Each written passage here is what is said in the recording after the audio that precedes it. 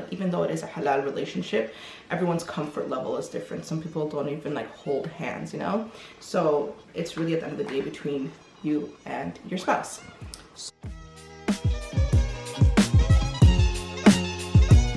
Hey guys, and welcome back to my channel. If this is your first time here, welcome to the channel. My name is Heba, and I'm doing a girl chat video today. I've never done one on my channel before. So I asked you guys to submit questions or topic ideas for this girl chat video on my Instagram, and a bunch of you did that, so I really appreciate it. So we're gonna go through them today. They're all anonymous, and I'm going to give you guys my feedback, my just honest opinion on these topics, and hopefully it will guide you guys. Hopefully I'll answer your guys' questions to the best of my ability. But yeah, let's get into it. So I took Adam to my mom, and just to make it easier to kind of film this video, and it's a little bit more quiet and a little bit more intimate, so we can all like sit together. So grab your lunch, grab your food, whatever, and let's just sit and talk. I have Culvers, and honestly I feel like this is like one of the like only things that I really like about Wisconsin. Okay, maybe there's like a couple more other things, but Culver's, like, we know our dairy and our burgers and everything. Like, Wisconsin's where it's at in terms of that. So I just got some fries, barbecue sauce, of course. Like, usually I'll have like a mixture of barbecue, ketchup, and ranch, like, so I can like dip it in different ones. I don't know, I'm weird like that, so I really like my sauces. So barbecue sauce, and then I have sourdough melt. I just got a single one. It's like literally, like, think about like a grilled cheese sandwich with like a burger in it, and then it's like, it's just so good.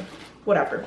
So I'm gonna be eating as we're doing that. I'm sitting in my mama rocking chair over here. I still use it for Adam now to get him to sleep, and it's just, it's so nice. So even if you don't have children, a rocking chair is awesome. You can read a book in it. So yeah. Okay, so I'm going to start with something that's just basic.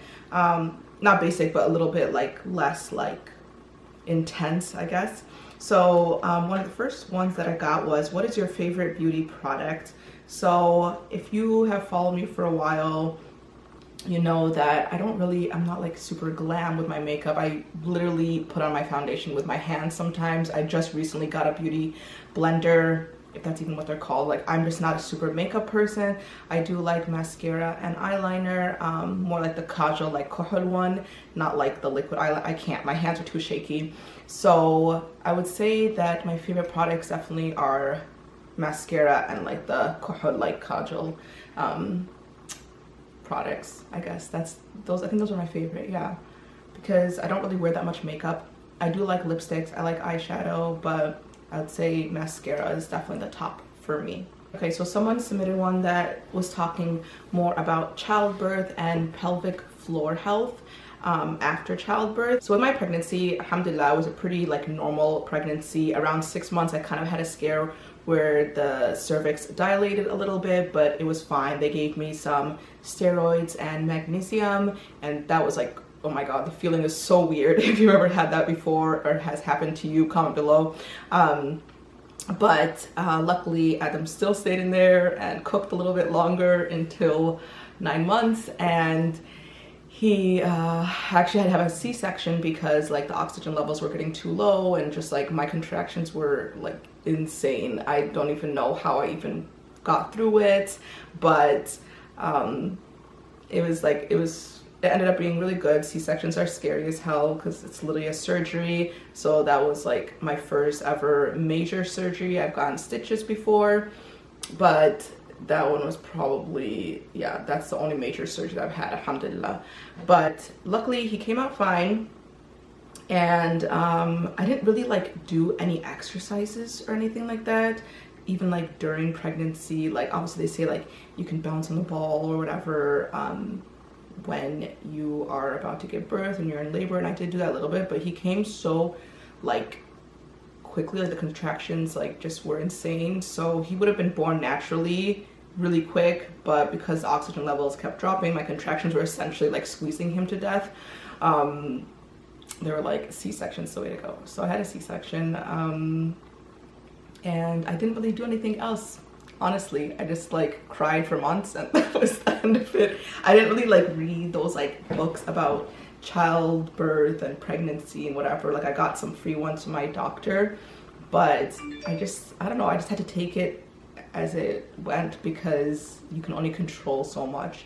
You can eat better, whatever, but like people still gain weight and they're still eating better. I got gestational diabetes, which is another thing too, and I don't have regular diabetes. So a lot of things can happen in your pregnancy that are completely out of your control.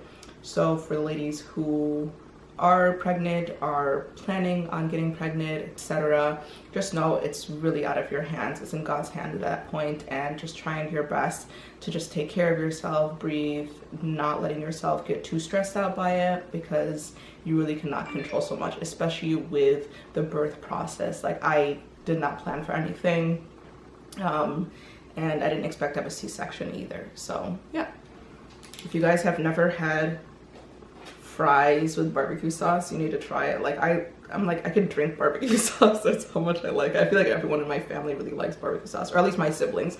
We always have to get barbecue sauce, and especially like they don't cheat you, they give you like a good amount here too. And I love food. Fries, just was craving it. It's like I'm gonna get some on the way home so I can film this video and chat with you guys and eat. So okay, so the next one, it's a good one. I actually like this one.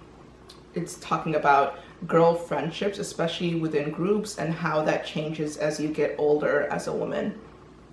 So I feel like a huge thing that happens as you get older is that your like group of friends gets significantly smaller.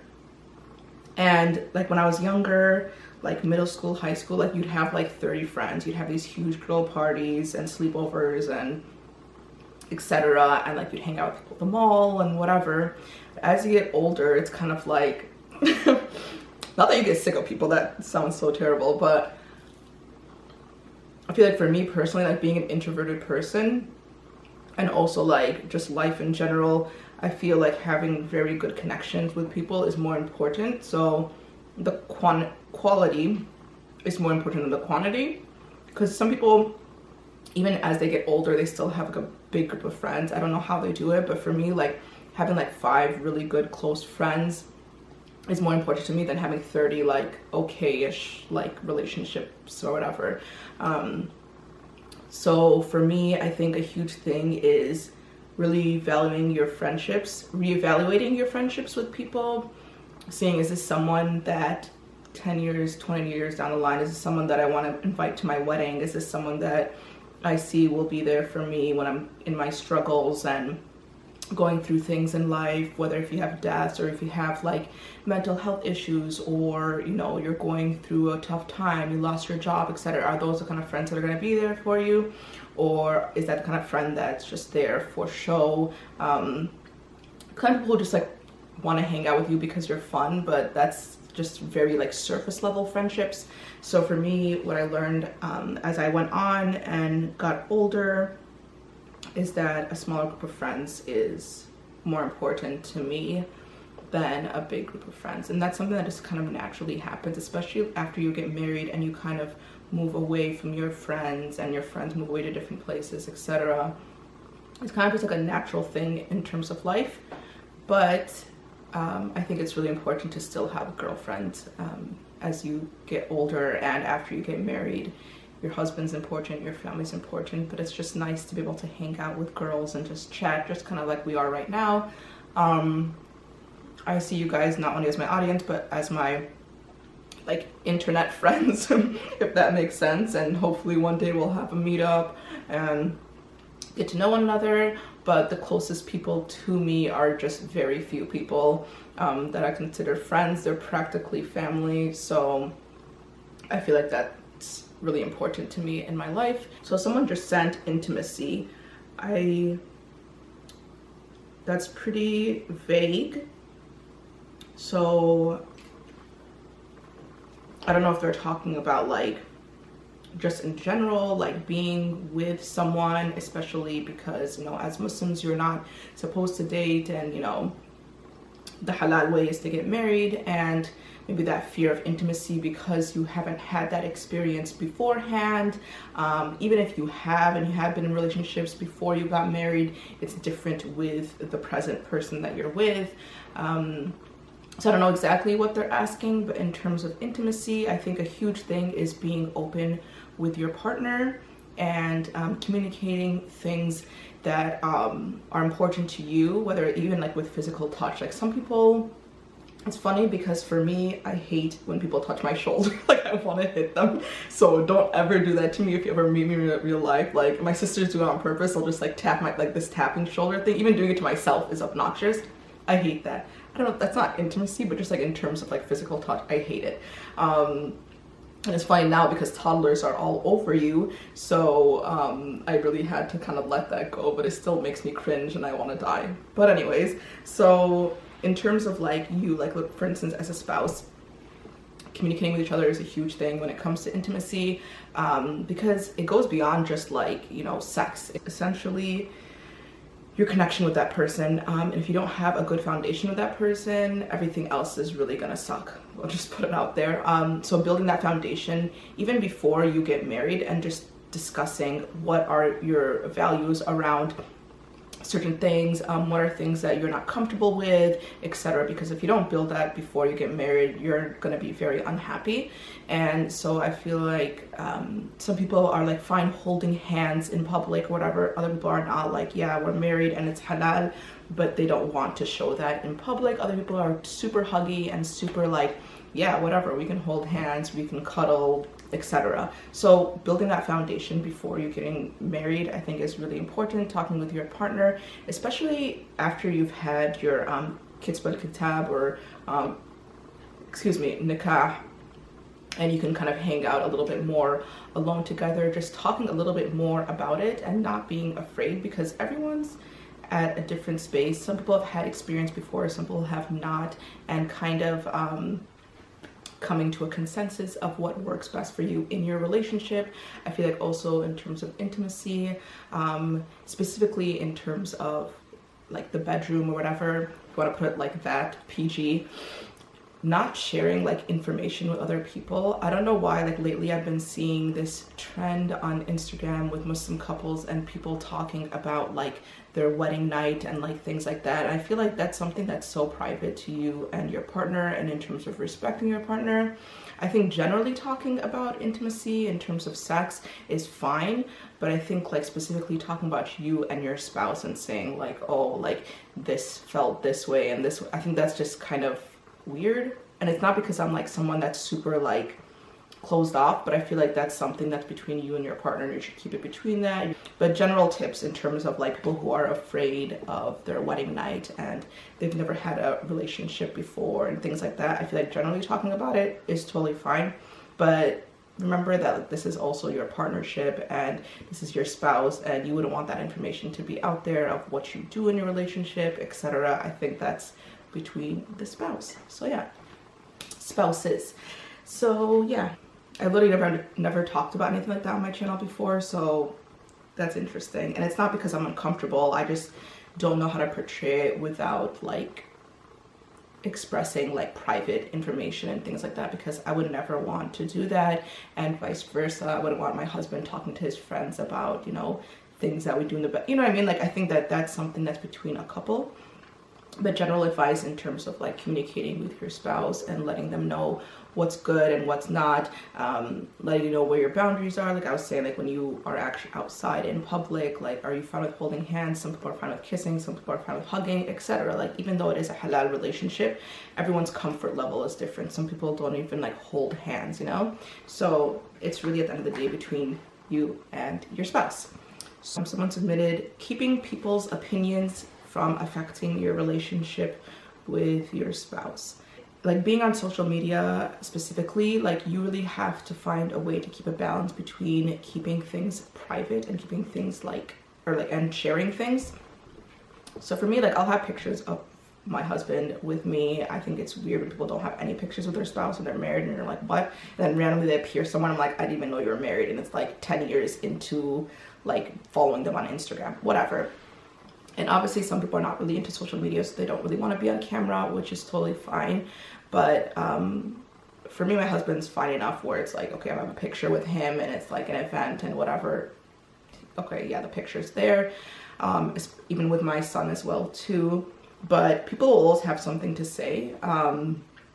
Actually, last year, like during the summertime and stuff, someone accused me of being like a colorist or something and like fetishizing my husband because I had a picture with him where I was wearing blue and he was wearing white or something, and I was like blueberry and vanilla or something like that, or like tall cup of milk and a blueberry muffin. Yeah, that's what I said. And people were like, or not people, specific person was saying that I was fetishizing my husband and using his race in a way to like describe him.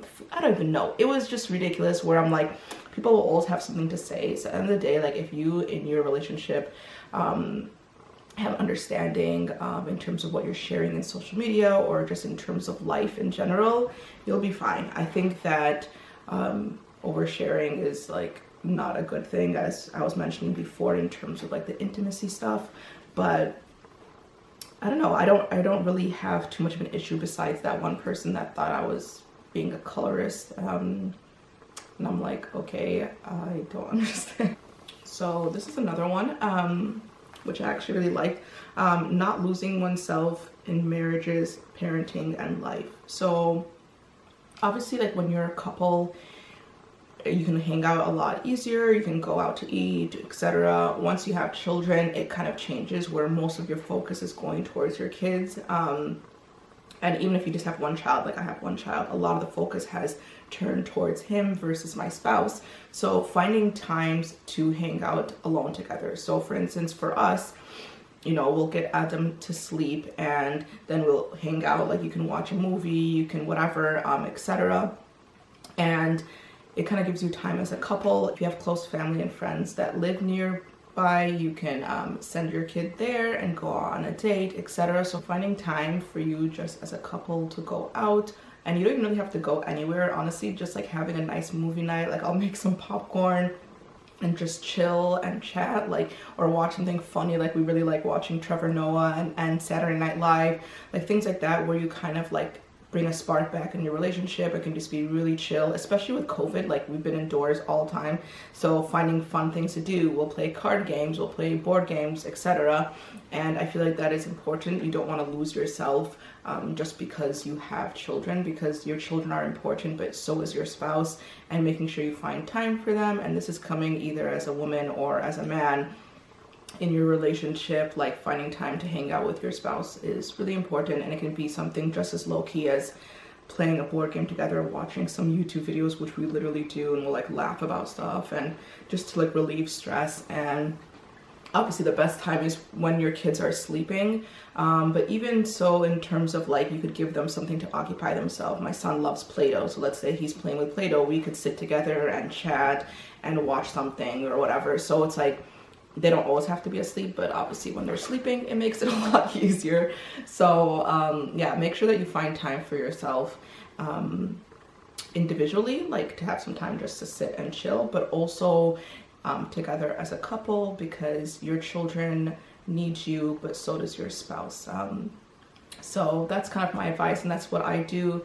And I always make sure to take time for myself as well too, and that could literally just be me laying in bed and like playing a game on my phone, just to have that time to kind of de-stress. And then I'll come back to my family and my son, because especially as mothers, we need time for ourselves to kind of get our energy back up, our mental health back in, kind of reset our mental health and feel good, so that we can take care of our children and our spouse. So this person asked, what do you recommend for mixed race couples to improve their marriage and connection? So I feel like I've gotten a lot of like just like DMs in general, as my page has been growing, about like being in an interracial relationship. And it's really interesting because like for me, I never like had this like mentality or grew up in a way where it's like you have to marry someone from a specific race or a specific culture. Like you have to marry someone that's Sudanese, like my parents are from Sudan, or someone who is African or black or dark skinned, etc. And it was never raised like that. So for me, it was more about my connection with that person as a person. And the thing that had to be there was that they were a religious person. That was essentially it, and a Muslim. And I feel like that was the only pretty much like huge like deal breaker for me, I guess. Excuse me. That was my big deal breaker. But other than that, like, it was more about your connection with that person. Do you have similar like personality traits? Are there things you guys both enjoy doing? Like, for instance, do you like to go on the outdoors? Like, I feel like we're very like outdoorsy family. We like to go for walks, play on the playground, play basketball, soccer. Like, literally in the beginning of our relationship, after we got married, we'd go out and play basketball, just the two of us, soccer, etc., and like go on little adventures. And I really love that stuff. Other people don't want to do that, rather stay inside and like cook together or play board games or go to the movies. Everyone's different. And so I think a huge thing is focusing more on your relationship with that person in terms of personality. I feel like race and ethnicity shouldn't play a role in it. Unfortunately, it does, because there are people who wanted to get married to someone and their family said no solely based off of the ethnicity and the race. And for me, like, alhamdulillah, like, my parents are just, they're not like that. They're super involved in the masjid. They are religious people. And as Muslims, like, we can't view each other like that. And I think that's just really disheartening that that still happens now, that people are still struggling to marry someone. And it's not like you are like seeking out someone because they're a different race from you. Like, you don't want to fetishize person like someone was trying to accuse me of, which is stupid. But yeah, you don't want to go out of your way and saying like, oh, I have to marry this person so it shows that I'm not a racist, or what's it called, racist or colorist or whatever. Like, you don't have to do that. If you marry someone from your own people, that is completely fine. But when it comes to your children and the next generation, if they do find someone who is not from the same culture, country, etc., then you making sure that person is like a good person in terms of their faith and their character is more important. And don't veer them away because of their race and ethnicity. Like, that is just so terrible. And it's not only like me being a black woman and having to deal with a lot of that racism within the Muslim community, just in general. Like, even for my son now, he is mixed, so he'd be Albanian and Sudanese, and born in America, so you kind of have these like fusion of cultures. And for him, like, if he brought someone home and let's say that they were from like Malaysia, I'd want to see her like in terms of her character and her personality, how do they get along as a couple, etc. Like, I'm not going to look at it and be like, well, you're Malaysian and we're not from that part of the world, so you're not going to click with our family. Like, I feel like that's so offensive. I don't know. I don't know how people can justify it. Some people blatantly will be like, we don't want someone dark skinned. And I'm like, okay, cool. I don't know how you can consider yourself someone that is religious and of faith when you discriminate someone based off of their skin color.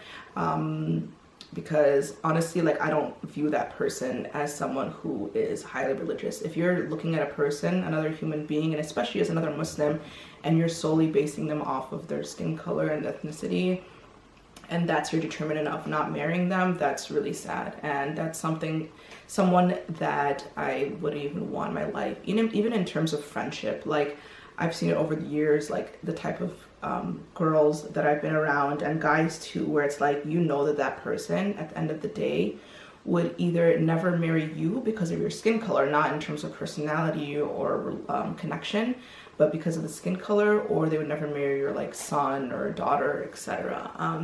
And that's why a huge thing for me is living in communities that are diverse. And I didn't grow up in that kind of community, but because I was involved in the masjid, I was friends with people from all different cultures and heard different languages. I've gone to weddings of people with different backgrounds and cultures, and like, some of them were mixed, some of them were not. And I feel like a huge thing as Muslims and as parents is teaching our kids about these topics and making sure that they're open. And it's not just in terms of friendship, but in terms of just relationship, and really advocating for